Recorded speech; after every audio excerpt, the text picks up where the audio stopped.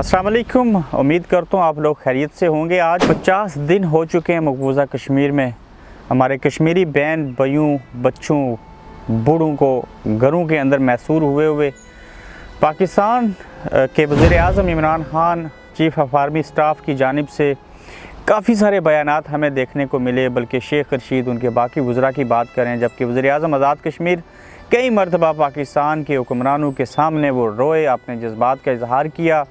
किसी ने कहा उनकी तकरीर को जो है वो बैन कर दिया गया है, आइंदा वो बराह रास्त बात नहीं कर सकेंगे चूँकि वो सच्ची और खरी बात करते हैं। किसी ने उनको नेशनलिस्ट कहा।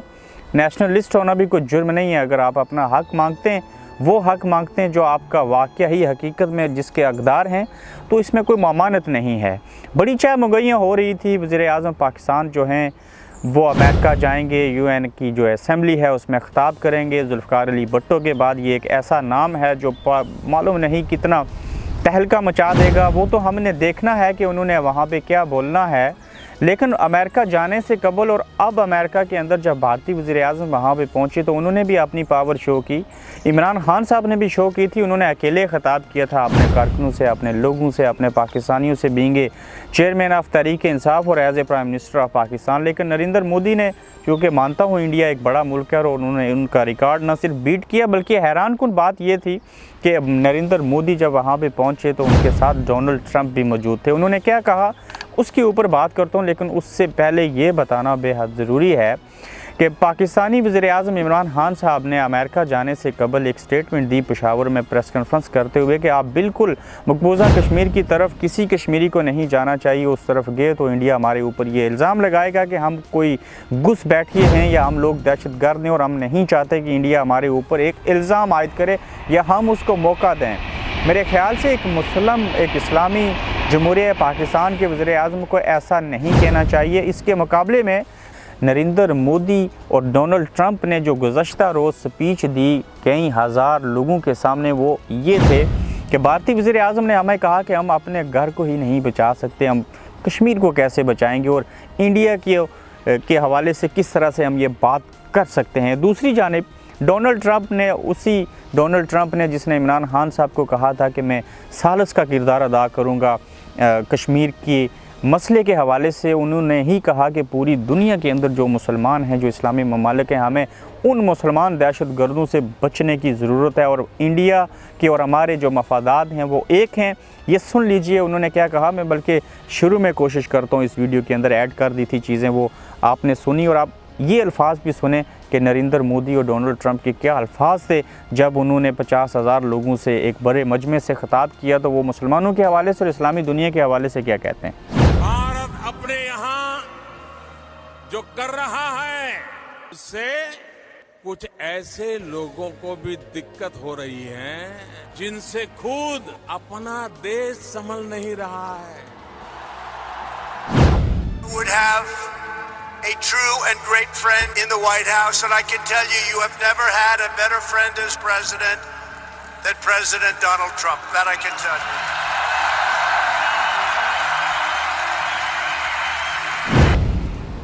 अब ये चीज़ें सुनने के बाद और हमारे वज़ीर-ए-आज़म के बयानात सुनने के बाद और हमारे मज़लूम कश्मीर, आज़ाद कश्मीर के वज़ीर-ए-आज़म की स्टेटमेंट सुनने के बाद हम क्या किसी को कह सकते हैं। हमें दुख और अफसोस होता है कि इस अमेरिका और बाकी दुनिया के जो ममालिक हैं उनकी मुसलमानों के हवाले से और मुसलमान ममालिक के हवाले से किस तरह की मुनाफिकाना पॉलिसी है। क्या इस सारे सिनेरियो के अंदर हम ये तवक्को कर सकते हैं कि जो 50 दिनों से मकबूजा कश्मीर के अंदर, जो पिछले 72 सालों से मकबूजा कश्मीर के अंदर जो जुल्म की होली खेली गई, जो होली खेली जा रही है, उसके अंदर क्या उन मज़लूम कश्मीरियों को इंसाफ मिल सकता है? कोई इंसाफ दिलवा सकता है? क्या पाकिस्तान ऐसा कोई इक़दाम उठा सकता है? नहीं हो सकता। उसकी वजह कि हमारे कौल और फ़ेल में तज़ाद है, हमारे दुनिया के अंदर दोस्त नहीं हैं, हम माशी तौर पे नहायत ही एक कमज़ोर मुल्क हैं, हमारी अंदरूनी बेशुमार कहानियाँ हैं। पार्लियामेंट के अंदर अगर मसला कश्मीर के ऊपर ही कोई इजलास हो रहा हो तो हम अपने लीडरों के प्ले कार्ड्स उठा के उनको जेलों से बागज़ार करवाने के लिए, उनको जेलों से निकालने के लिए प्रोटेस्ट कर रहे होते हैं। हम एक एजेंडे के ऊपर नहीं हैं।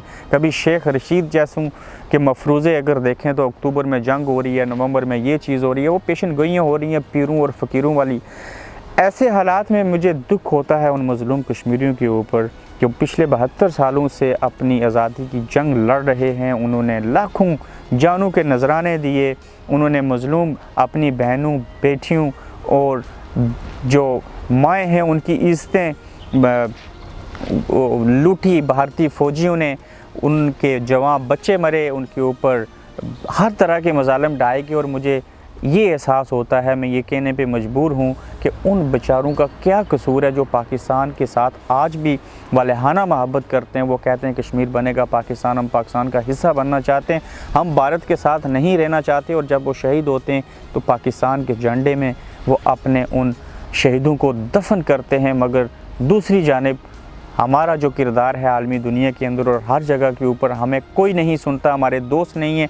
आज आप UNO के अंदर वोटिंग करवा लीजिए, मैं दावे से कहता हूँ हमारे बेशतर इस्लामी ममालिक ऐसे हैं जो हमें इस्लामी ममालिक की वोट नहीं देंगे, बल्कि उनका वोट तजारत की नज़र हो जाएगा, वो इंडिया का साथ देंगे। और ये वो हालात हैं, हम उस नैच पे पहुँच चुके हुए हैं कि कहते हैं कि जब तक अपना घर ठीक नहीं होगा, आप अपने अल्फाज के ऊपर कायम नहीं रहेंगे, आप एहसास नहीं करेंगे, तब तक आपको घर के बाहर से भी कोई नहीं पूछने वाला। और आज उसी दलदल में हम फंसे हुए हैं।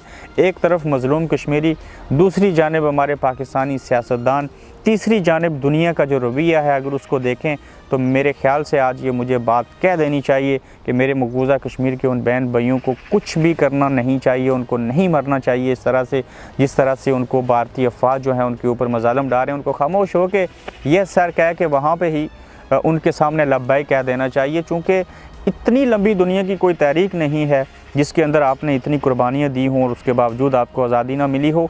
हमने किसी को अपना वकील बनाया, हमारे लीडर हैं, हमारे मुख्तलिफ नारे हैं, हम मुख्तलिफ जैसे इस्लामी फ़िरक़ों में बटे हुए हैं, इस तरह से आज़ादी के नारे भी हमने तब्दील किए हुए हैं। हमारा एक 1 पॉइंट एजेंडा नहीं है, हम तकरीर करते हुए इमोशनल हो जाते हैं, हमें एहसास ज़रूर होता है लेकिन हम उसके ऊपर अमल नहीं कर सकते। सवाल ये पैदा होता है कि हम अमल करना नहीं चाहते या करवा नहीं सकते। मुसीबत ये है कि कुछ करने के बावजूद हम कुछ नहीं कर सकते।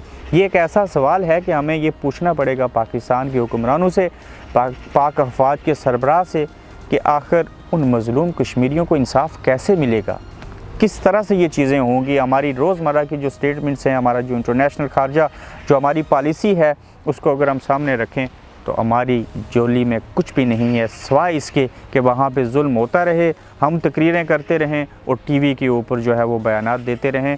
मैं उम्मीद करता हूँ, मैं इस दुआ के साथ कि अल्लाह करे कि एक दिन वो ऐसा आए कि इन मज़लूम कश्मीरियों को भारत के इस चुंगल से आज़ादी मिले, हमारे पाकिस्तानी हुक्मरानों को अल्लाह एहसास दिलाए और इसके साथ साथ आज़ाद कश्मीर के तहरीक आज़ादी के बेस कैंप के हुक्मरानों को भी, और एक दिन कश्मीरियों को आज़ादी मिले और आज़ादी से इमकनार होकर अपनी ज़िंदगी गुजारें।